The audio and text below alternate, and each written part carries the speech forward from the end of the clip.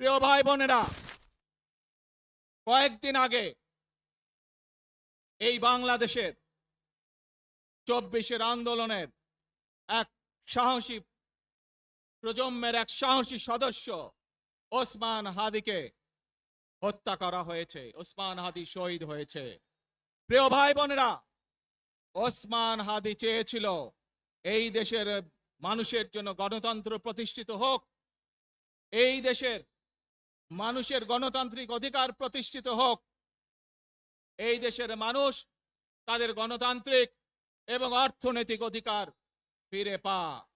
আজ 24-এর আন্দোলনে যারা শহীদ হয়েছেন, ওসমান হাদি সহ 71-এ যারা শহীদ হয়েছেন, বিগত স্বৈরাচারের সময় বিভিন্নভাবে খুন গুমের শিকার হয়েছেন, এই মানুষগুলোর রক্তের ঋণ যদি শোধ করতে হয়, আসুন আমরা আমাদের সেই প্রত্যাশিত বাংলাদেশ গড়ে তুলব, যেখানে আমরা সকলে মিলে কাজ করব, যেখানে আমরা সকলে মিলে আমাদের প্রত্যাশিত বাংলাদেশকে গড়ে তুলব।